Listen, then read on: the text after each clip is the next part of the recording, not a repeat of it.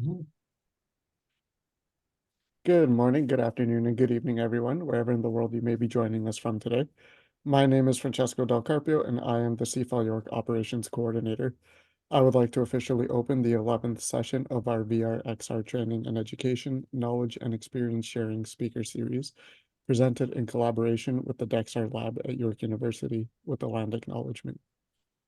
We acknowledge and recognize that many Indigenous nations have long-standing relationships with the territory upon which our campuses are located that precede the establishment of York University.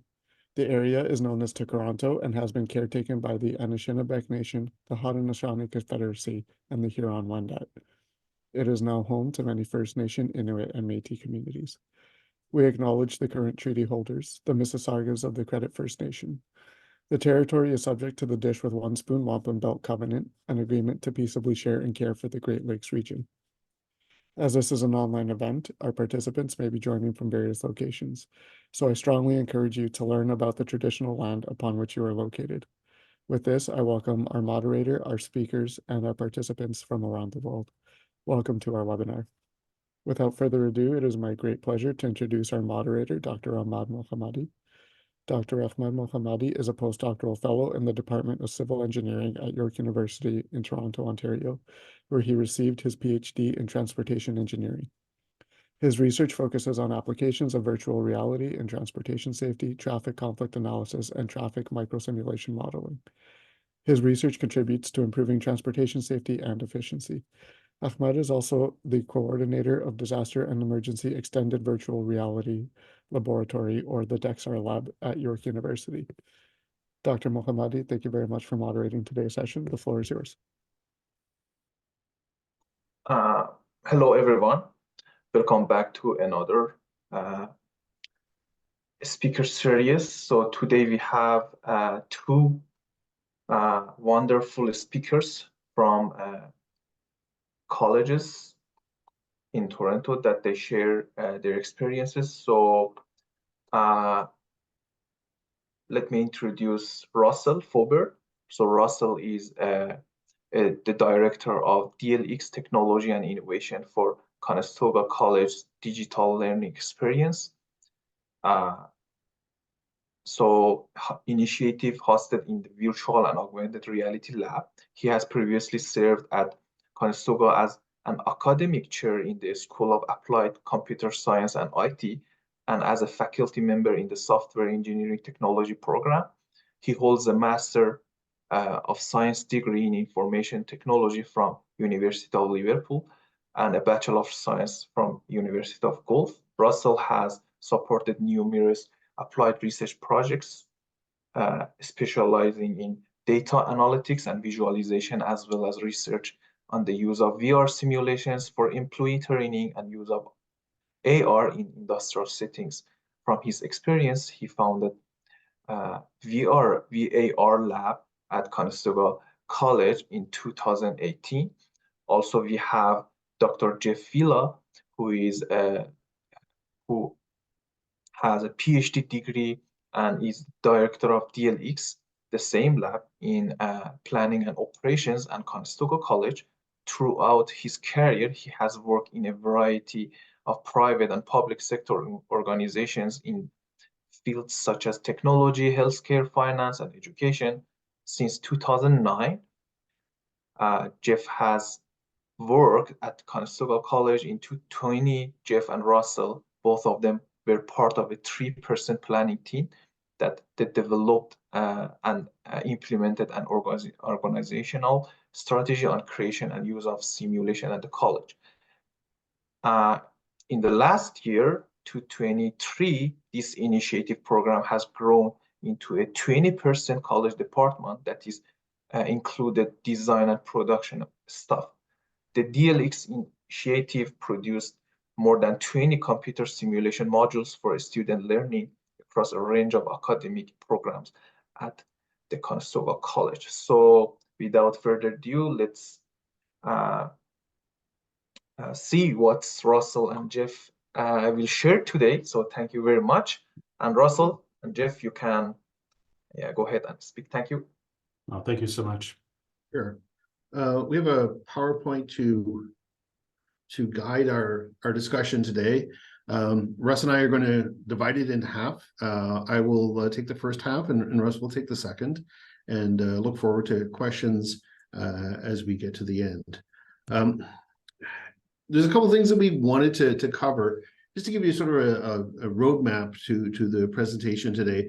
The first is just to introduce ourselves, who we are and what we do as an organization, and then spend a bit of time talking about the pandemic and post-pandemic needs and opportunities, and how that really was a foundational moment in the growth of our area, but also throughout the sector.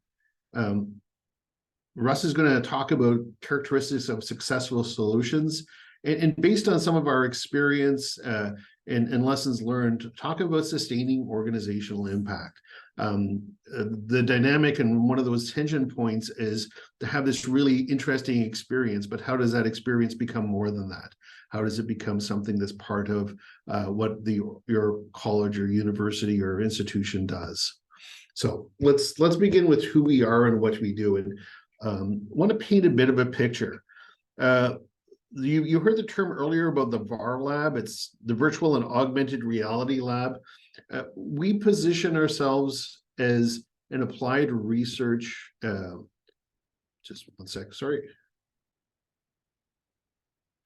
an innovation lab, and we're based out of the Waterloo campus of Conestoga. And that's where Russ and I are presenting from today, wonderful Waterloo.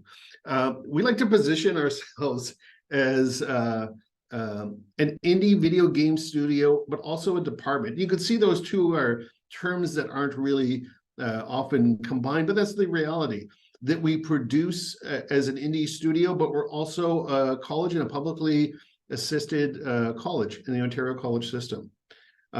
We have applied research and an innovation lab as part of the work we do as well. We're a production shop. What's unique about us, if you look at that video game studio lens, is that we build DLXs, or digital learning experiences, for our one client, and our one client is a college. So we support through pedagogy, through technology, through consultation and development, college courses, and build custom solutions. What's really one of the things, and we've talked a lot about this internally, that differentiates us, is that we have a pedagogy first approach. I've been an academic chair.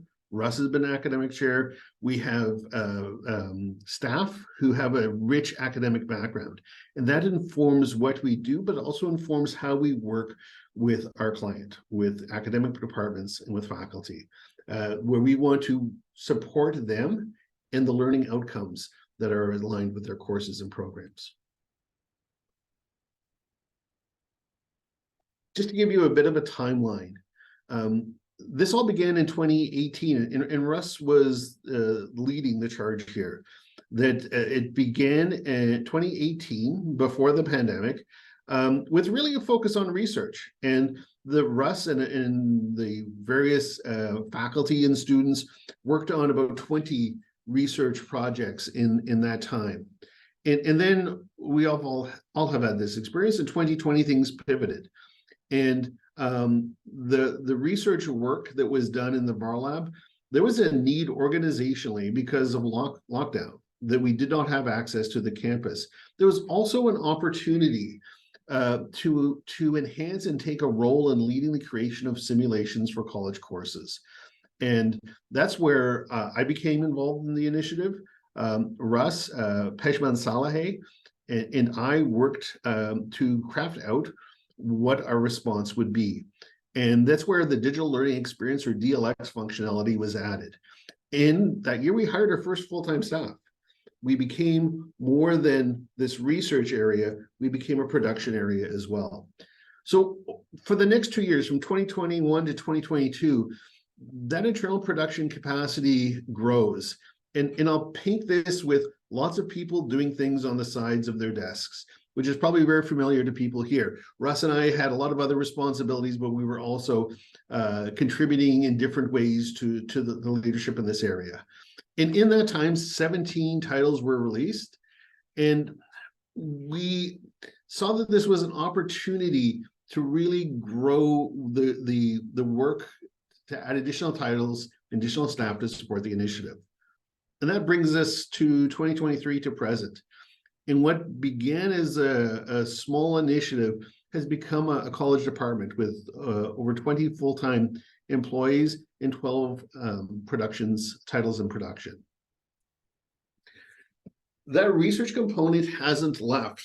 And I won't go into a lot of detail. I would encourage you to ask questions as we go through, but you can see that an NSERC College and Community Social Initiative Innovation Fund grant was one that we've secured in 2022 that runs to 2025 and involves us working with Contact North and various VR and media industry partners to make our DLX available to learners in the North, as well as other projects that have been done, including research with our Food Research and Innovation Lab to create simulations to train meat plant employees. So I want to share with you some examples of the work that we've done. I've talked about a number of releases, and we have a two-part approach where we'll work with industry partners in development, but often we'll be providing both technical and pedagogical and design support and leadership in this, as well as developing internally. So in 2021, or since that time, we started working on what we've called Conestoga, which is an emerging virtual classroom and meeting space. And actually, Russ and I were just there this morning, looking at this really interactive space where you can go and meet in various meeting rooms and have conversations, have presentations, have different learning experiences that are faculty-led or student to student. And it really includes, as the description here, includes this sense of avatars, as you can see on the graphic, as well as these customizable, persistent learning environments. The one that we were in this morning is this very open air meeting space. You see the one that's posted here is more of a reception desk at a medical facility. This is a project that we're really excited about. We've been working with a partner on this for a while and have seen some really interesting results.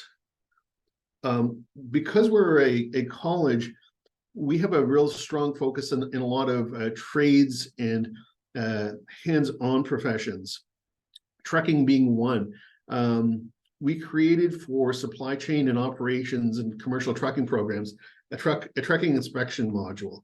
And this was designed by staff at our Waterloo facility. I'll share with you a video. There should be, oops, second here,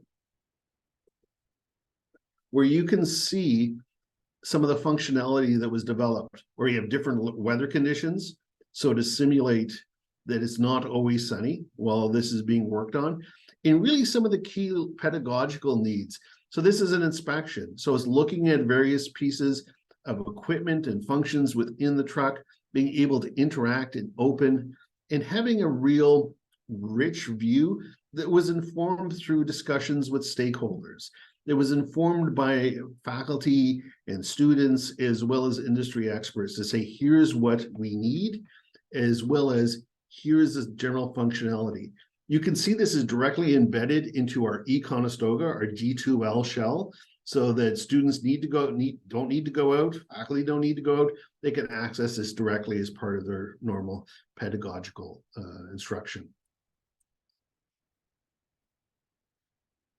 Russ is going to show some other examples. One of the things I'd like to just pause on and then loop back, because I think this sets the stage, and was a real pivotal part of our development.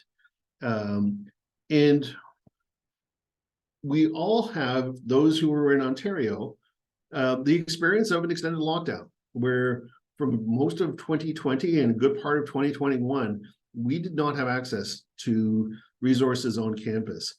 And for an institution that has so many trades and hands-on instruction that involve labs and shops and machinery, that was a real impediment.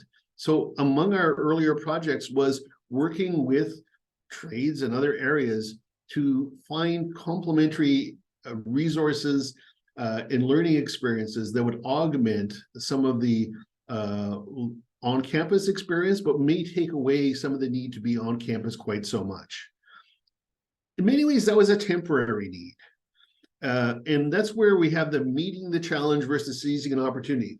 For a while, there was a very acute and perplexing and complex challenge that we all faced. How do we continue instruction without having access to things which we normally would have access to all the time, and perhaps for several weeks?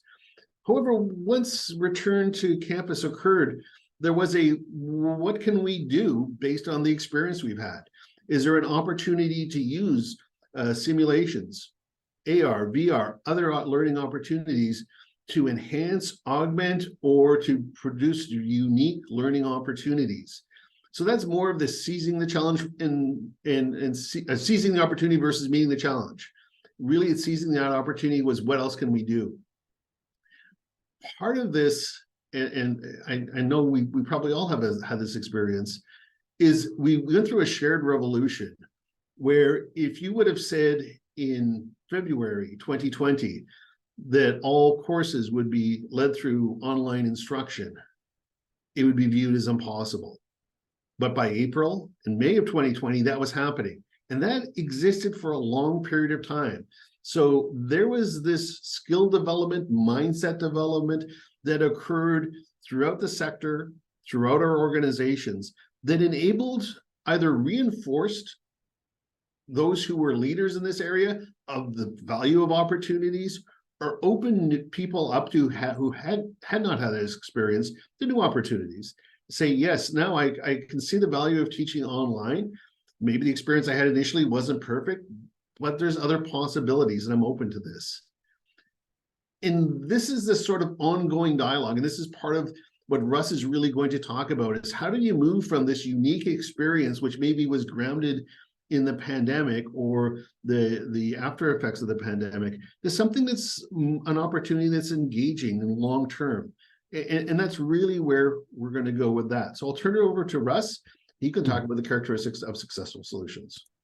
Oh, thanks, Jeff. Sorry, I was just kind of, as we were recounting our shared history back here, I was remembering all these really great moments and crazy situations we'd run into over the years as we were, trying to roll out stuff that, honestly, people had thought about, heard about, but, there was this really big bridge over a river that had to be built, and it was hard.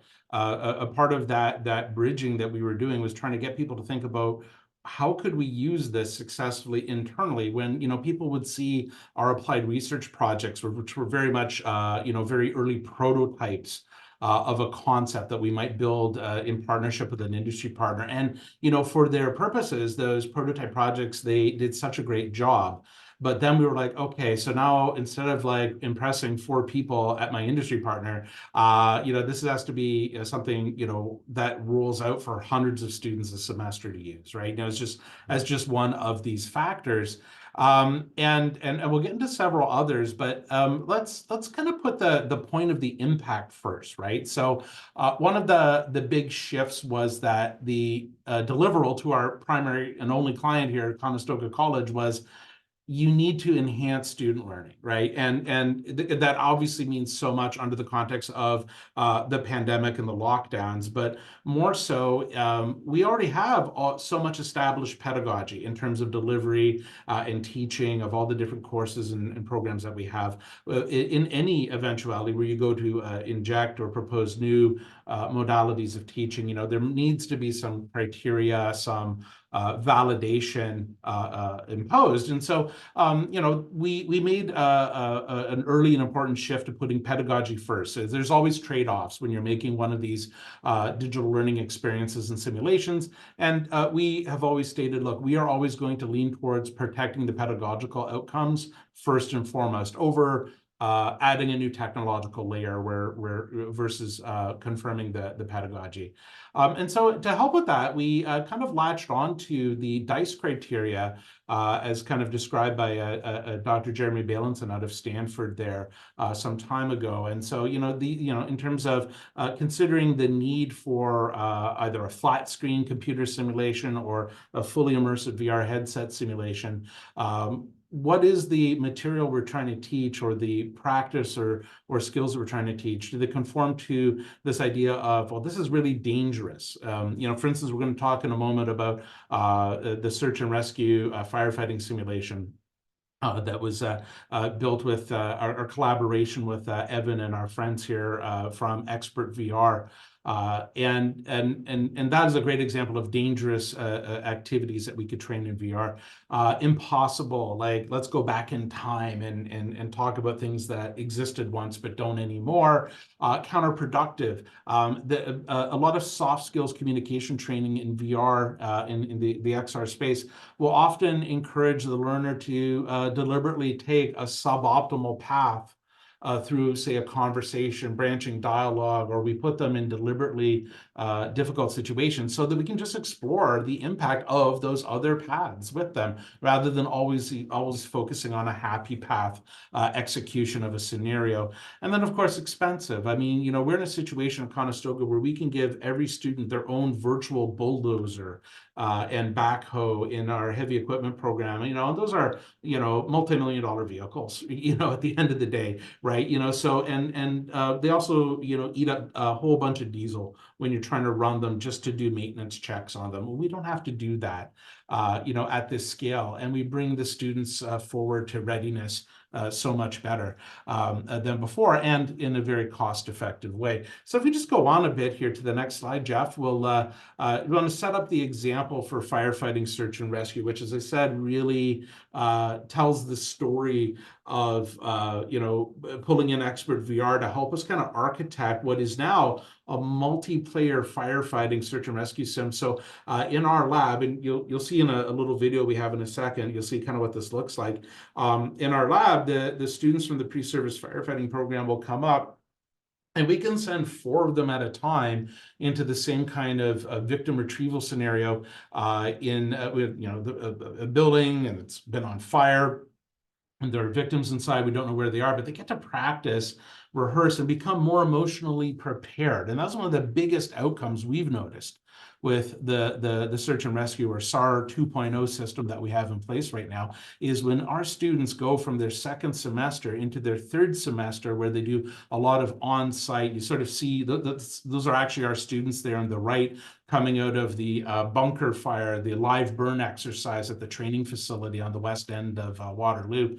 When they go out to do those field exercises, because they've spent so much time in the VR training, they are absolutely achieving better results in the field. And they're being recognized, they're being way more ready than ever before by professional firefighters out there in the field. But inside our shop, this produced new stresses and new requirements for the VAR Lab and the DLX initiative to be ready to support the college in this journey, because this was not search and rescue, as Evan and the team would tell us, it's a complex beast, and it doesn't work on a flat screen at all, right? That was never the intent of it. So there's no more do this at home. This is, you go to our VR training gymnasium, as small as it is right now, and you work together, and you are overseen by your faculty member, and we have our staff there to help as well. Jeff, could we roll into the video there? This will paint a little bit of a more active picture, and I'll probably talk over this. It's just a few seconds long here, so a little kind of promo reel. But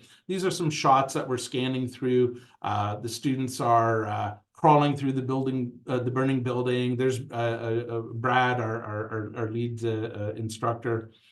And Brad has these tools where he can set up and customize every scenario here. So this kind of idea of randomizing or configuring the scenarios on the fly per the instructor's needs, this allows so much replayability and encourages and engages the students to go through all of their procedural learning again and again and again. And so really there's this pedagogical effect of moving towards mastery through rehearsal that is always engaging and can always be refreshed by the professor on an as-needed basis. So, I mean, the 2.0 system we're using here is just absolutely top of the line in terms of what it can do. And every year that goes by now, where it's like, how do we iterate this? How do we iterate this? How do we go on? Now, I say that to lead into the next part of my talk, or part of this talk, I should say, is because one of the things I found when this was a lot of applied research was I said like, oh, this is amazing, this is great, and then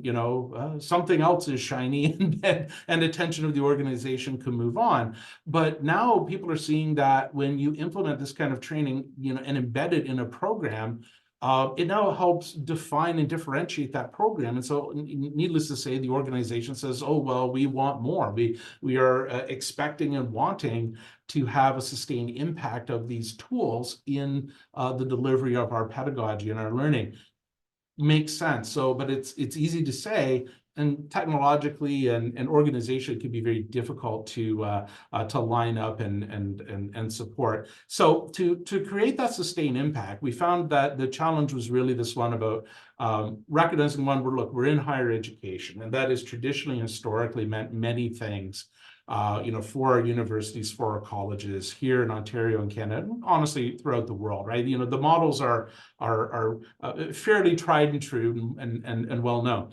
But what we're doing is we're coming in and we're saying, hey, look at this amazing XR training simulation. And oftentimes we would find a response back is like, yeah, I just don't think this can work. I'm worried that it's too new, and maybe it's somehow technologically brittle, and it could fall apart. And so we found that sometimes there was this sense of being that this was technologically speculative, for those of us who've been in IT or have been gamers for a long time, we've seen many different successive births and rebirths of virtual reality over the past 30+ years, right? And so I get that, but that idea of trying to demonstrate to people that no, this is technology that it can be relied on, it's being built on, it's being invested in consistently by industry, is really important. So that creeps into our day-to-day talk and our positioning internally.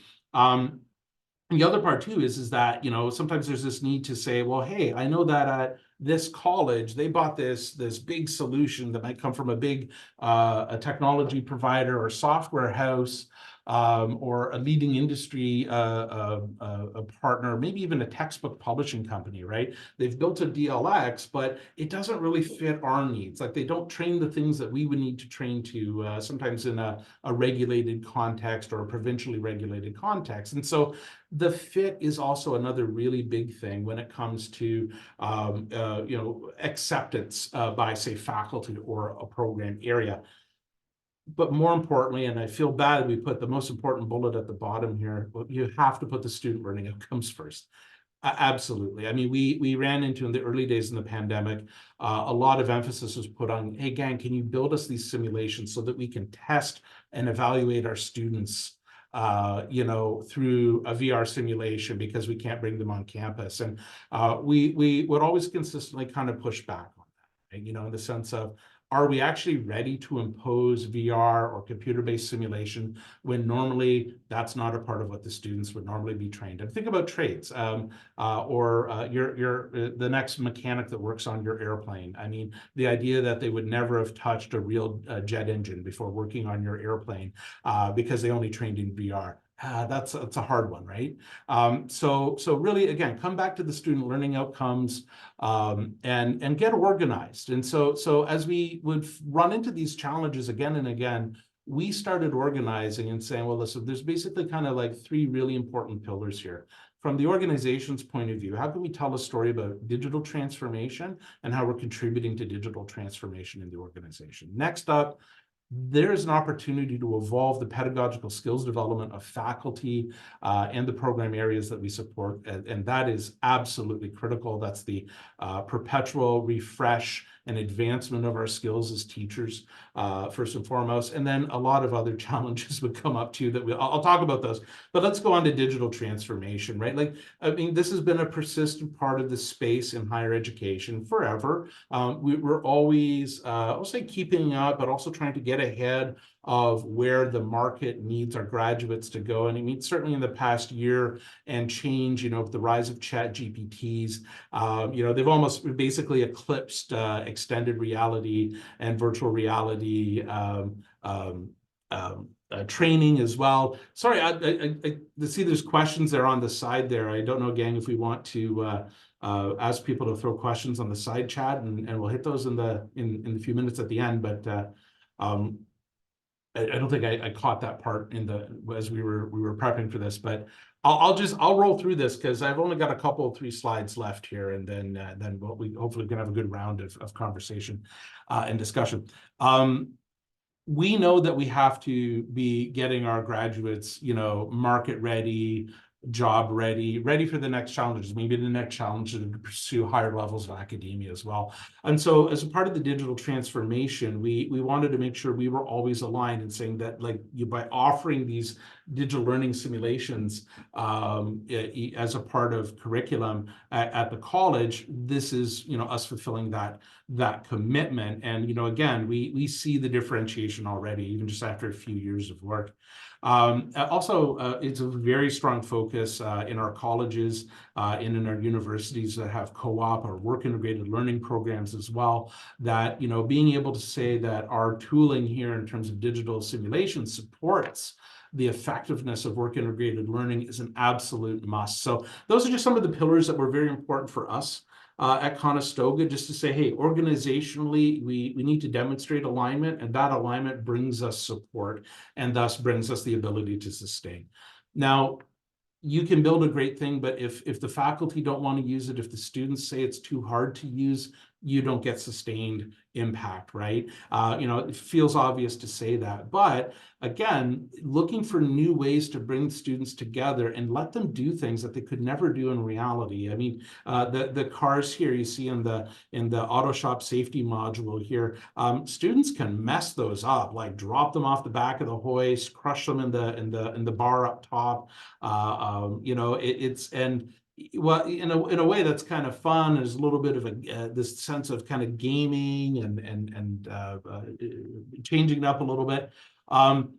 Those are real coachable moments, from the faculty members' point of view with the students, is, you see them kind of doing the right work. You can get in there, even in a VR simulation or a flat screen simulation, you can still have great opportunities to collaborate and coach the students while they're going through this work. And so, okay, that's great. We followed our DICE criteria. We're building these great simulations, but there are often these very important anti-patterns that emerge when we're trying to promote these simulations amongst our faculty and our program areas. And one of the biggest ones is this idea of like, hey, you cannot replace this training that we provide with hands-on training. And I spoke about it before with the parable of the airplane mechanic. But a very real place where this is important is in trades, skilled trades training. As you go through your journey as a tradesperson, you're going, through your apprenticeship and your ticketing and everything else through there, the requirements are for you to be putting in the actual time, working with your actual hands on the actual environments with the actual tools, right? And so we had to ensure we communicated this and made clear, this is about enhancing, this is not replacing, right? And so a lot of our programs are designed and validated by the ministry per a certain number of hours of education every semester. And sometimes that means when we want to produce a DLX simulation and provide it to a program, they have to have a very important look and say, okay, are we happy with the amount of hours that this will add to the instructional delivery, make sure the ministry is okay with this. So this can be a pretty complex space to be adding hours to, but we have to be very careful about replacing the hours with the simulation, okay? And again, I think I made a little point about a moment ago about kind of coming into this with a gamer's mindset a little bit and looking for opportunities to play with things and see how things will break. Because I'd rather you crushed my Corvette on this hoist here in virtual reality and not actually in real life. And I don't actually drive a Corvette. I guess I'm just kind of with the gamer's mentality going through that. We also found too, it was important, and we could talk for, oh my God, we could have a whole session or two just on pedagogical development and alignment, but there's some other really important patterns that would rise. It would be the idea of faculty saying, okay, well, I get there's a simulation that they can use, but how do I lead the students into it, right? And how do I lead them out of it? And so we would work with, and have a whole pedagogical team with instructional designers that will work with the faculty members to think about and develop briefing or preparatory work before you go into the simulation. Then as the the students come out of it, they may be coming out with materials that they gained inside the game, inside the simulation, and now they can add. We have a crime scene system and a traffic inspection system that we worked on with Expert VR and team, for example. And in those systems, we can take in-game information like photographs of the accident scene, et cetera, and students can now put those into after-action reports, like written documents that they produce and submit for assessment to the professor outside of the game, right? So those elements that we would wrap around the use of the simulation, it's important to teach those to our faculty and to promote their use and their development just as much as anything else. Now, one point I already talked about, you know, giving people their own VR bulldozer, right? So obviously, you know, bulldozer homework is I won't go on about that. But this middle bullet here that's highlighted in a special color, I want to talk about this. We learned very early on in 2018. Most of our students, they think this is great. They think it adds to the impact of their learning. It adds to the value of their time at the college. However, many will express this like, I didn't go into nursing to become a gamer, and I didn't become and I don't want to have to be a gamer in order to, succeed in my nursing program, right? Or my accounting diploma, so we have to be very conscientious about how we use these tools.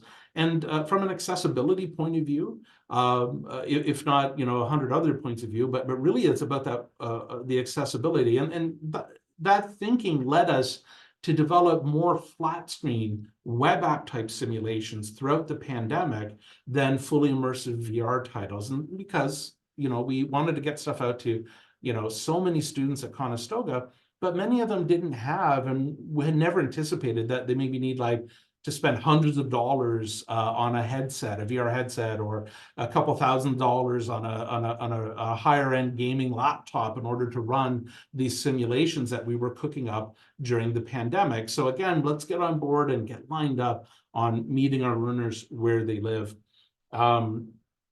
And then other challenges in terms of, working with our leadership. Again, I talked about the digital alignment on the pillar of digital transformation, but there's other pillars for us to be organizationally aligning as well. We're talking about, we know that it can attract some great faculty members, right? It can attract industry partners to be demonstrating, how innovative our organizations are, right? Again, so many people here, I think with your research and your organization portfolios, that's not a hard sell, right? But also, again, don't ignore the fact that there are students seeking out these opportunities, and when they see it, they will crash the gates and they'll want to get in, and you'll have a very successful program if you align it with students' needs and be seen as prepping them ahead for the job markets of 2 years from now. We could talk about leveraging our costs. For example, I started this, 6 years ago, and it was co-op students, and we had funding for them, et cetera. And you believe me, it was a lot of work, planning, and validation exercises to go through. And Jeff and I could cry into our tea on this one a little bit. It took a long time to build up the case, saying, you know what, we're really doing this for real. We need a solid, permanent full-time staff to build this stuff out so that we could have enough internal expertise to help ensure sustainable impact as we could go on. So I think, is this the last slide, Jeff? I think we're getting there. Oh my God, no, there's so many. I'm sorry, I was tracking earlier, but you know me, I just sort of going. There's about 3 or 4 more. Okay, well, I'll just hover over a few of these real quick. I want to, and because some of these points I've talked about it's about enhancements, not replacing, but also consider that your faculty are worried about being replaced as well by training simulations, and nothing could be further from the truth. Honestly, when you combine the expertise of faculty with a really well done series of simulations, I think we all know the end result's going to be so much better. Right. But again, one way to meet the challenges of implementing sustaining impact is find your champions and enhance everything you can for them. Help them make the case to get more professional development in this space, arrange professional development sessions that can recur, and even be introduced to the waves of new faculty members that come into our institutions every year as part of their onboarding. Okay, let's next slide, please. So sorry. Not everything is a virtual reality simulation. This is just a sort of a Japanese RPG style a campus orientation tour that we built. It's at campusrpg.ca, I believe, if you want to have a look at it. So, as I said, we really wanted to make sure that sustainability was going to come by understanding the risk versus reward for students. Most of our students come in and they understand, if I'm going to graduate, I need marks, right? And anything that could interfere with getting marks could be seen as I need to complain about this. This doesn't feel right. So we wanted to understand the implications of generating friction in that regard, and make sure that we were going to be on top of that. And whenever we would ask, say, students to use a simulation, it was going to be clear from the get-go that this was going to add value to why they were in this program. I make a note here. I talk about, implementing technology in ways that were seen as punitive. One pattern to make sure you're not falling into is a lot of organizations that implemented web monitoring tools during the pandemic, like lockdown browsers and camera surveillance systems to, say, ensure that students weren't cheating on exams that had to be administered remotely. There's a lot of pushback at many institutions for the intrusiveness of that type of technology, and certainly the conditions that was pushed out certainly a little bit different. But I always wanted to remember that, because at the time when I was teaching, and be in an academic chair, I had a lot of students complain that they felt picked on or being punished. And of course, they had no choice but to learn remotely during the lockdown. So we don't want the implementation of our simulations to ever feel like that, right?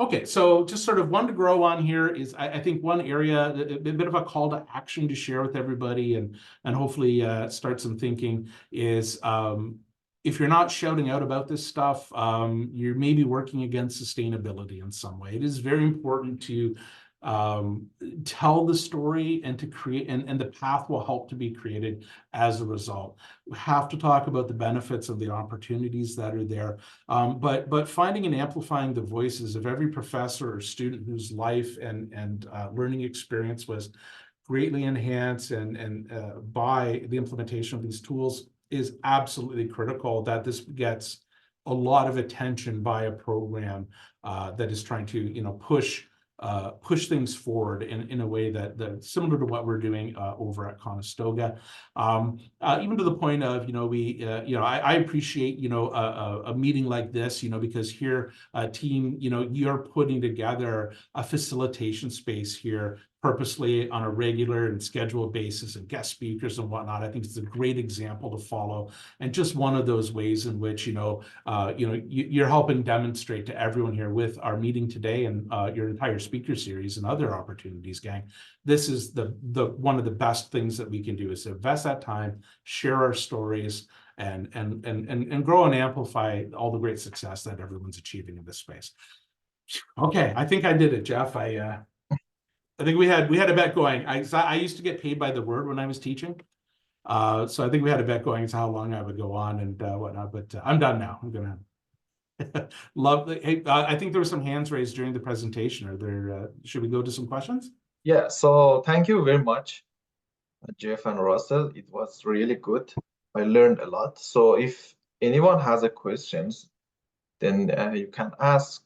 If not, I can ask questions. So I have so many questions. And so one question is, when it comes to the VR and putting VR simulation as a part of a course, Yep. I'm asking from instructor standpoint. Then as you share your experiences, I just realized so many challenges, right? It's from logistical standpoint and hardware that we need VR headsets, and from the development, which is software, right? So, for example, you got some help from Ivan, an expert VR, to the management of these students, right? Yes. So then the question is where to start, basically, right? If, for example, one instructor, because we put this video later on to our YouTube channel, so later on many folks or instructors may come and then they will ask for these type of questions, the answers. So my question is where to start? Let's say if I want to put 20% of this course to a VR, then from the logistical, the hardware, from the development, the software, and from the management. So these three perspectives, can you explain a little bit more? Sure. Oh, I'd love to take a bite out of that if that's okay, Jeff. Because I think there's one for you in the chat. So we'll split up. Why don't you start, and we'll probably have some different ideas. Oh, for sure. No, absolutely. It's funny you bring this question up because Jeff and I were in a meeting with a program area that's starting to plan out their approach to adopting our DLX simulations.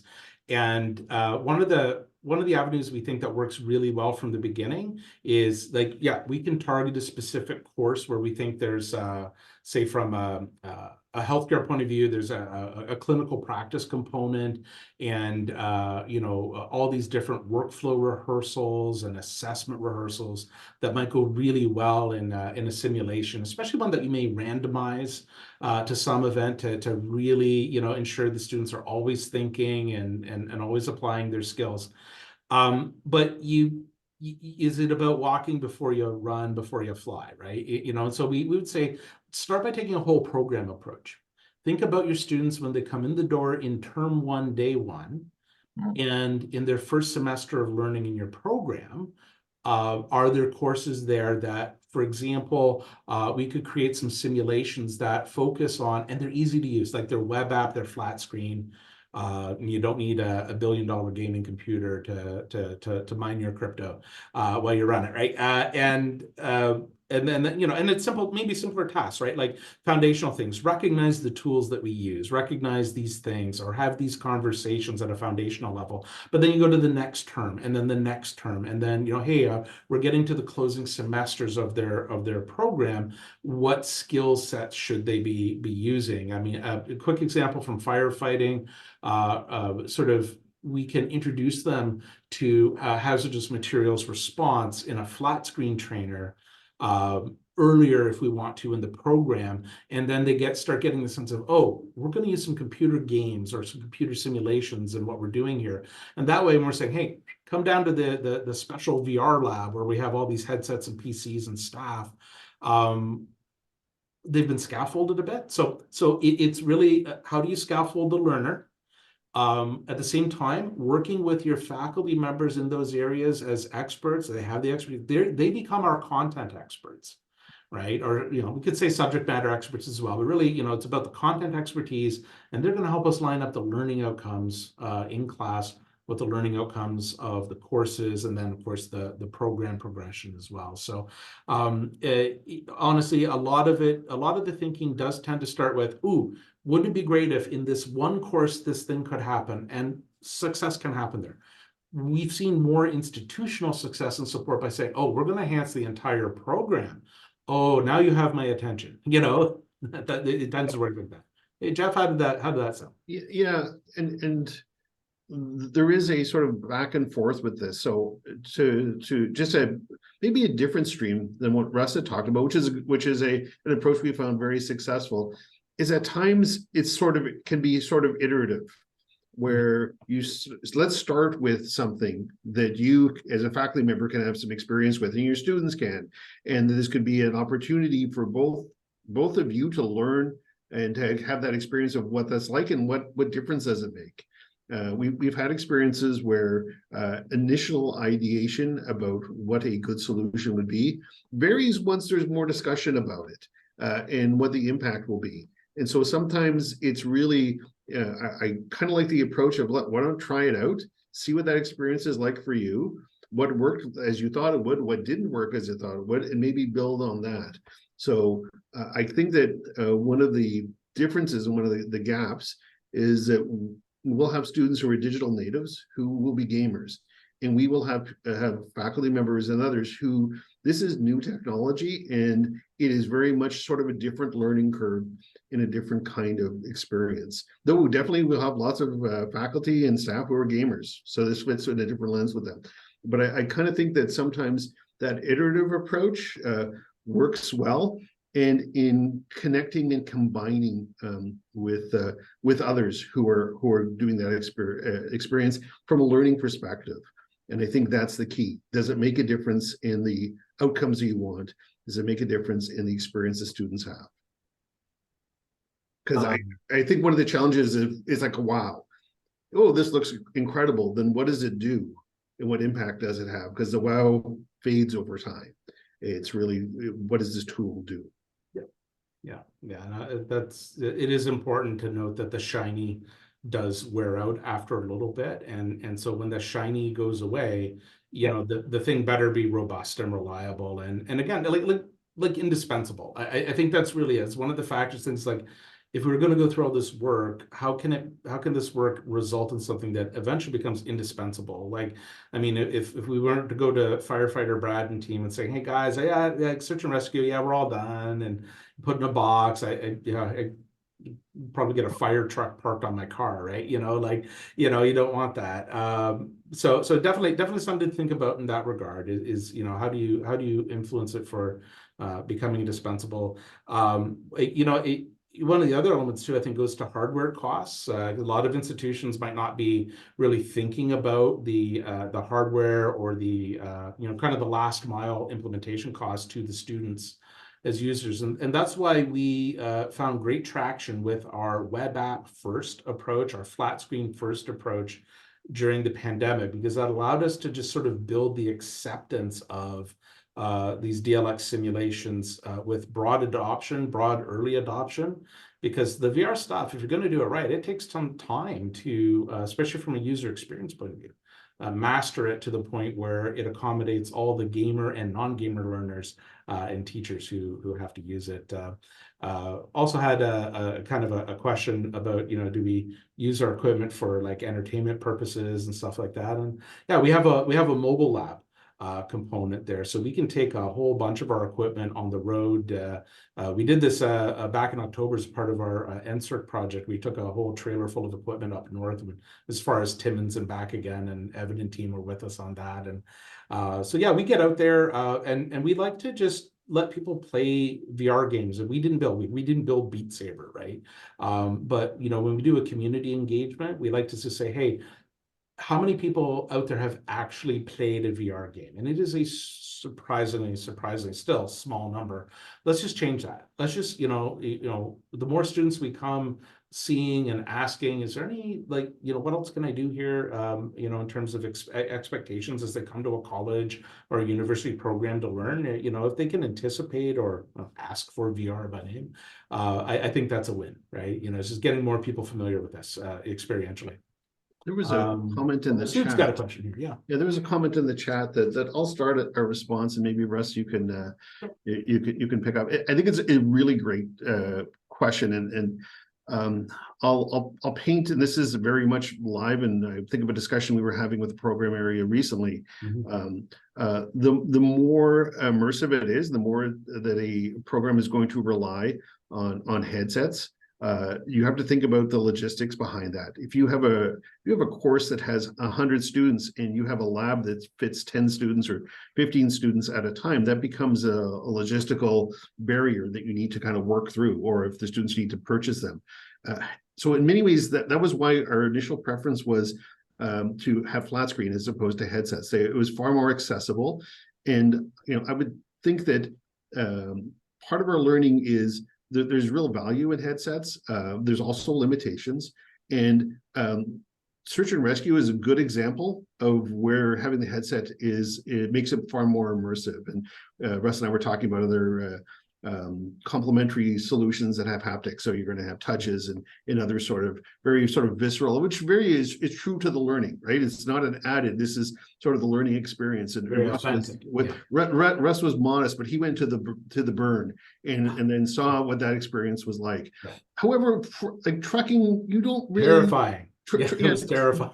but if you think of it like a solution like trucking, that's a flat screen's fine. Like you could say that having headsets would be important, but then you need to think of what are some of the other implications. Yeah. I think that if it fits with the pedagogical outcomes and that sort of level of immersion is going to be important, then that's a really nice fit. But probably there are some downsides to it and some consequences. Russ, did you want to amplify that or pick up on another aspect? Sure. I would just say, like, think about what you're trying to simulate, too, right? Like to go into this, because one of the first mistakes we made in 2018 was we made a great VR simulation of a restaurant, and it was for our public health inspection program. So we had students come in, third-year students come in, and they were trying this out for us. And from a user experience point of view, some of them couldn't actually open the door to go into the restaurant. So like, what were we modeling? Like we were trying to simulate reality rather than create a simulation that supported them understanding and testing their application of workflows, right? It's like, oh, I want to take that one back, right? And so, yeah, we refactored it. But that's an underlying theme is that, like, just don't let the technology lead. You really have to think about adoption and the costs of adoption. And sometimes the costs are all on the people to change their approach to teaching and how they learn. So it becomes a human change management task, right? Perhaps more so than a technology task. In fact, especially with the most recent headset from Meta, the Quest 3, and I don't mean to advertise for them necessarily. There's lots of good headsets out there, but I would put up the Quest 3 as a great example of a technology platform that's really cost effective. It does more than a lot of other platforms out there. And so as each, kind of year or generation of equipment goes by, you need to have people in your organization or on your team that understand the technology and are helping the team look for new opportunities to say, hey, last year wasn't the time. Now is the time. Now is the time for us. We can really plan and pull this thing off inside of an immersive VR headset. Yeah. Okay, so one question is, I'm not sure whether you can take, I think this question is, since you have been engaged with VR pedagogy methods for several years, were there any classes or programs that had mixed regular and VR sessions? Yeah. I guess other than your program. I think this is the question, right? For instance, some lectures and tutorials using VR labs on campus. Overall, what's your opinion about such an approach? I honestly, we encourage it. We saw very early, I'll say stuff, but like especially under lockdown, the early days of lockdown, every prof out there was trying to find some way of keeping the students engaged online while teaching in Zoom or Teams, and certainly both Teams and Zoom have come a long way, but still we decided, and a lot of institutions did, that there would be a blended approach to online and in-person learning coming out of the pandemic. And a lot of the stuff that is delivered online is still like there's just a whole room full of people with their cameras off, and the professor feels like she's giving her own personal podcast into the universe, and there's no one there. So the coming back to that mix, we had a couple of professors that knocked on our door with a prototype they had done for their AC circuits lab in the electrical trades program, and they built something with H5P, which I think every college and university can get access to without any cost through eCampus, if memory serves. And that was such a great tool, although it does have some limitations compared to, say, full VR simulation or something like that. But it was just really encouraging to see people kind of go out on their own, and then like institutionally, we never had and we never would want to have this approach of saying, oh, no, teachers, you can only do something kind of immersive, or if you go through it. That's not what we are, right? We build things that are very bespoke and, if you will, have never been built before. In that regard. And so a lot of it can come down to considering from a product management point of view. Are we going to buy a solution? Are we going to build our own solution? Are we going to partner with somebody else to get a solution in place, right? So that's a lot of the calculus that goes on in those types of situations. But yeah, I mean, there are a few programs over here where VR is the thing that is taught. So we have a graduate certificate in virtual reality productions, and I know one of the professors over there, some of her classes are absolutely, they're all met in a lab that is just full of VR equipment, for example. And yeah, they would go out and look for spaces, I would say alt space VR, or some of the other ones that are out there. And as Jeff said in one of the early slides in the presentation today, we're building our own environment called Conestoga that's multiplayer, online, and kind of persistent, so that we can kind of do everything from chalk and talk out to more bespoke multi-user training scenarios in an immersive way online. Like, I don't want to see any more rooms with students with their cameras off. We're going to get you into a spot and you're going to do things that it makes sense to do in an online way, and learn and collaborate in an amazing way. So. Okay, so I think we are, it's 1:03, and then we are finished for the today's speaking. So I had some couple of more questions, but maybe we can stop here, and then maybe in another meeting in future we can invite you, and then we can go through this stuff together. So, okay, thank you. With that being said, thank you very much, Russell and Jeff, and other audiences, and Francesco that participated in this session. And I learned a lot. So thank you very much. And Francesco, I think you have some final words. So Russell and Jeff, thank you very much. Our pleasure. Yeah, just thank you very much, Ahmad, for moderating. Thank you as well, Russell and Jeff, for that great presentation. We really appreciate you taking the time to be here and sharing what your work is doing in Conestoga College, and how you're supporting VR learning and training at the school. And of course, thank you to all of our audience members for joining us today and for supporting the series. Just a quick reminder, as most of you will know, this is a monthly series that we have ongoing on the 4th Friday of every month. So the next session will be on Friday, February 23rd at the same time, 12 p.m. to 1 p.m. Eastern Standard Time. And the speaker for that session will be Paul Simon Wayaki, who's the CEO from Africa VR Campus and Center, based out of Kenya, I believe. So yeah, just remember, you can always still register, so please share the series with anyone in your network that may be interested, and they can register up until the day of the last session. So thank you again to everybody for being here. Thank you again, Jeff and Russell. That was great. And thank you, as always, Ahmad, for your help with this series and for moderating the session. Thank you very much. Bye-bye. Thank you.